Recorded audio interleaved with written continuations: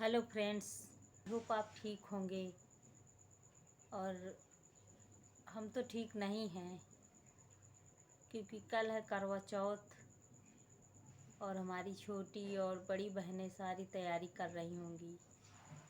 कभी हमारे जीवन में भी ये दिन था पर आज नहीं है।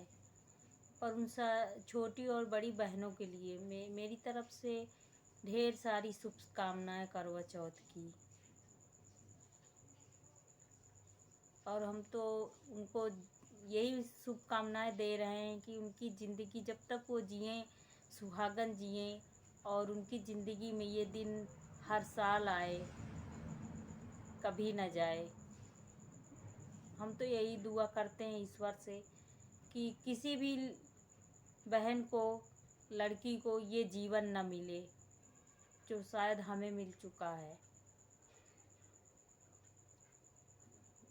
और भगवान को दोष निकलता ही है ईश्वर को, क्योंकि किसी के साथ एक बार बुरा कर चुका, जब उसका कोई सहारा बनता है फिर उसको वही चीज़ दोबारा से मिल जाती है, वही चीज़ दो बार, वही चीज़ सब कुछ।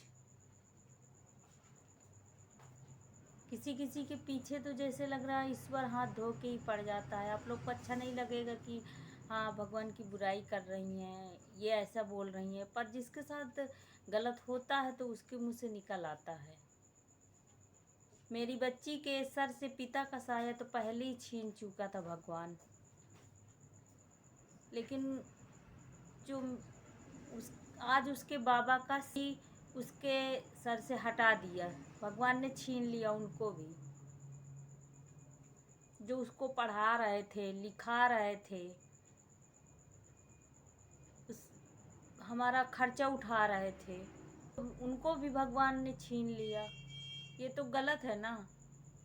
पहले ही पिता का साया छीन चुके थे तो नहीं छीनना चाहिए था ना अब। पर उन भगवान को कोई फर्क नहीं पड़ता कोई कैसे जी रहा है, कैसे उसका घर चलेगा, कैसे वो पेट भरेगी अपनी बच्ची का अपना, ये नहीं दिखता ईश्वर को। किसी के पीछे हाथ धो के पड़ जाते हैं। 2 साल भी नहीं हुआ मेरे पति को गए हुए, और जो हमारा सहारा ससुर थे हमारे, उनको भी छीन लिया। बताइए कैसे हम ईश्वर के ऊपर विश्वास करें, कैसे हम माने कि वो हमारे साथ हैं। वो तो उनको जो इच्छा होती वो तो वही करते हैं ना। मेरी बच्ची के ऊपर भी उनको जरा भी दया नहीं आई, उनको तरस आए कि पिता तो हम पहले ही छीन चुके हैं, उन माँ बेटी को अनाथ कर चुके हैं। मेरी ज़िंदगी तो पहले ही उजड़ गई पूरी तरह से। किसी तरह से हम जी रहे थे, जीने की कोशिश कर रहे थे। जी तो नहीं रहे थे, इसको जीना तो नहीं कहेंगे, एक तो जिंदा लाश ही रहती है। पर अपनी बच्ची के लिए हम जी रहे थे। हमारे ससुर जी जो थे वो हमारा सहारा थे, हमारे सब कुछ थे। पति के जाने के बाद वही हमारे आगे के चलने वाले करता धरता थे, और वो करते भी थे। वो देते थे, मेरी बच्ची को पढ़ाते थे, खर्च करते थे हमारे ऊपर। पर वो भी छीन लिए गए ईश्वर के द्वारा। तो अब हमारा सहारा कौन बनेगा? कौन मेरी बेटी की फीस भरेगा? कौन मेरी बच्ची को पढ़ाएगा? अब यूट्यूब फैमिली सबकी मदद करती है, पर हम इतने दिन से मेहनत कर रहे हैं कि हम अपने कुछ कर लें, यूट्यूब में चैनल बनाए, लेकिन शायद हमारी कोई मदद करना ही नहीं चाहता कोई।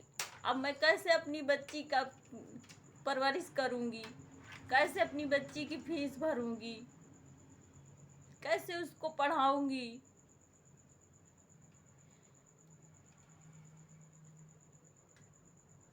सब लोग सबकी मदद करते हैं, जिनके पास पैसा है उनको खूब मदद करते हैं, जिनके पास नहीं है उनकी कोई मदद नहीं करना चाहता। भगवान तो पहले ही मुंह फेर लेता है, लेकिन इंसान भी कोई नहीं मदद करना चाहता।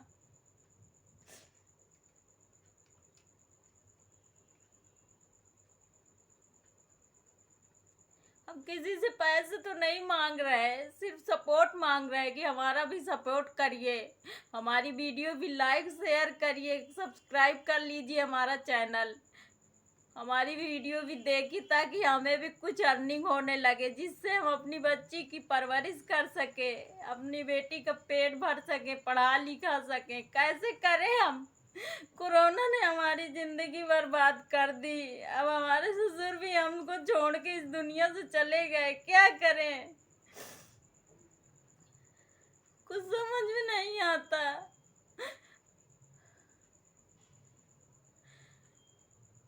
कैसे संभाले हम अपने आप को? सब लोग सोचेंगे रो के वीडियो बनाती है, इनको भी हाँ हमें चाहिए, हमें जरूरत है।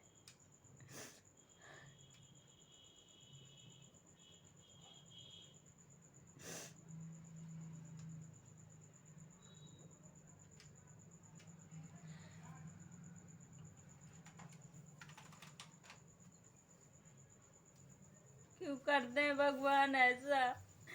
जोड़ी बनाते हैं तो जोड़ी सलामत क्यों नहीं रखते?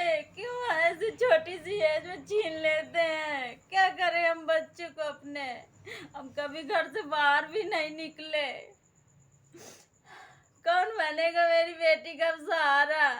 सब कोई नहीं होता, न रिश्तेदार, न पड़ोसी, न कोई नहीं होता जब अपना नहीं होता। कौन पढ़ाएगा मेरी बेटी को?